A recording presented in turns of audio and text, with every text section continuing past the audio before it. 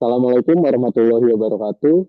Saya Abzar Al-Ghifari dari kelas IFN 11. Di sini saya akan menerangkan secara singkat terkait jawaban hasil UAS yang sudah saya kerjakan. Baik, dimulai dari nomor satu. Di sini saya membuat resume dari sebuah jurnal yang membahas tentang perancangan dan analisis sistem keamanan jaringan komputer dengan menggunakan SNORP di PT Pro Manufaktur Indonesia. Yang latar belakangnya adalah perusahaan tersebut hanya mengandalkan firewall yang dinilai kurang memadai untuk menjamin keamanan jaringan secara menyeluruh. Tujuan utamanya itu untuk merancang dan menganalisis sistem keamanan komputer di PT Pro Manufaktur Indonesia dengan memanfaatkan software Smart. Jadi metode penelitian yang digunakan pada jurnal ini adalah PPDIOO, Prepare, Plan, Design, Implement, Operate, Optimize. Mulai dari persiapan, perancangan, desain, implementasi, sampai dengan operasi dan optimasinya. Implementasi praktisnya itu disimulasikan serangan, sebuah serangan DOS, menggunakan aplikasi Hacking Tree, terus juga melakukan port scanning dengan Nmap untuk mengidentifikasi celah keamanan. Lalu konfigurasi smartnya yang digunakan untuk mendeteksi aktivitas mencurigakan termasuk ping dan potensi serangan DOS. Lalu untuk analisa hasilnya itu bagaimana si smart ini mendeteksi serangan dan memberikan peringatan serta mengukur dampak serangan terhadap performa komputer server. Untuk nilai tambah dari jurnal ini studi kasusnya spesifik, jadi penelitiannya benar-benar berfokus pada studi kasus di PT Pro Manufaktur Indonesia. Jadi konteks implementasinya itu jelas dan relevan. Lalu juga pendekatan PPDIO-nya itu uh, memberikan kerangka kerja yang struktur dan sistematis. Lalu mulai dari demonstrasi praktis dan analisis kinerjanya. Jadi untuk kesimpulannya, jurnal ini menyimpulkan bahwa penggunaan software dapat membantu administrator PT Pro Manufaktur Indonesia untuk meminimalisir terjadinya serangan dari pihak-pihak yang tidak bertanggung jawab.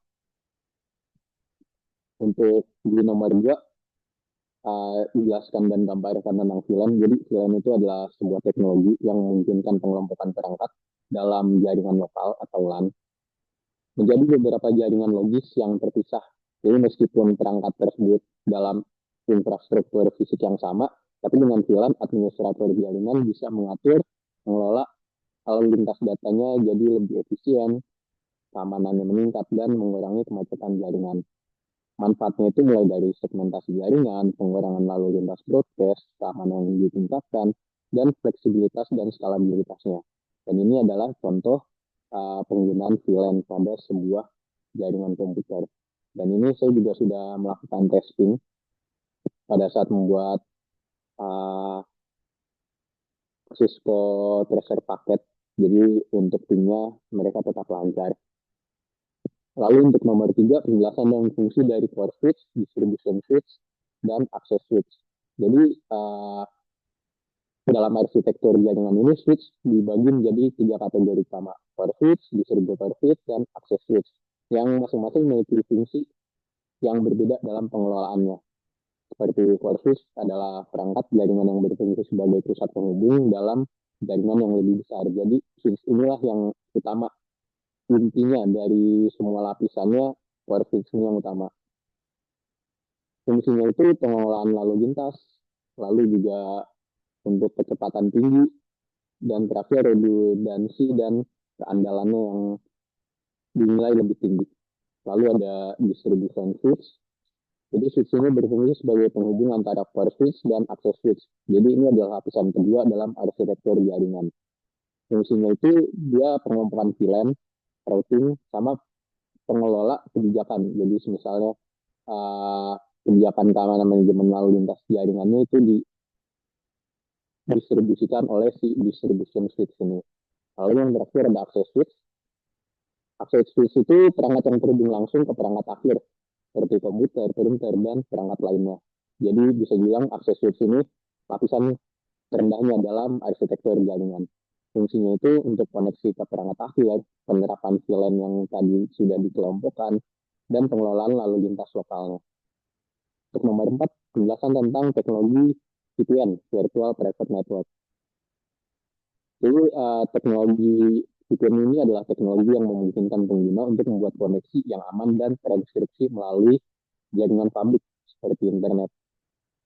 Nah, jadi dengan menggunakan VPN ini, data yang dikirimkan antara perangkat pengguna dan server VPN pun dilindungi dari pengintaian dan akses yang tidak sah. Cara kerja VPN ini, pertama datanya akan dienkripsi, data yang akan dikirimkan pada perangkat pengguna dan server VPN. Jadi informasinya tidak dapat dibaca oleh pihak ketiga.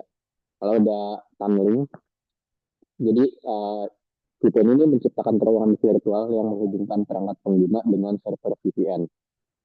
Yang terakhir, pengalihan alamat IP. Jadi ketika pengguna terbungkus VPN, alamat IP asli pengguna itu disembunyikan, digantikan dengan alamat server VPN ini. Ini membantu sebagai menjaga anonim si pengguna internetnya ini. Untuk fungsi implementasinya itu dalam keamanan data, pertama, kedua akses jarak jauh, ketiga mengatasi pembatasan geografis seperti pengguna bisa mengakses layanan streaming yang tersedia di negara tertentu. Terus yang keempat ada privasi dan anonimitas. Yang terakhir ada pengamanan jaringan publik. Nah, ini adalah contoh gambaran sebuah VPN.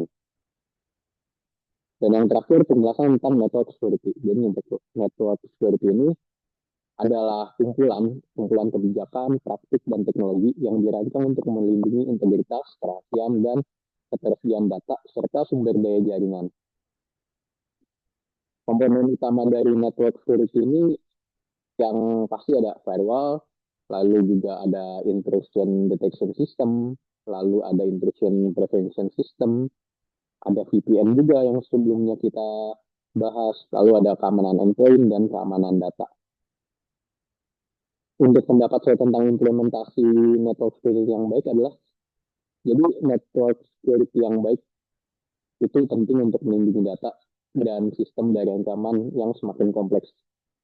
Jadi beberapa langkah yang perlu diambil itu meliputi kita menggunakan firewall sebagai garis pertahanannya, lalu penerapan kebijakan keamanan, dan juga enkripsi data, lalu juga kita bisa melakukan pelatihan penggunaan. Kita mengedukasi tentang praktik keamanan yang baik seperti mengenali phishing, yang sangat penting untuk mengurangi risikonya, apalagi sekarang phishing sedang marak-maraknya.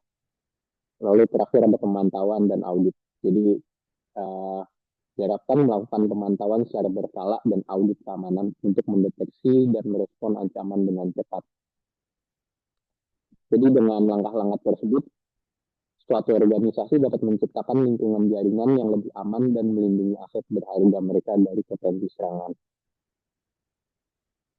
Baik, sekian pemaparan jawaban dari saya. Kurang lebihnya mohon maaf. Wassalamualaikum warahmatullahi wabarakatuh.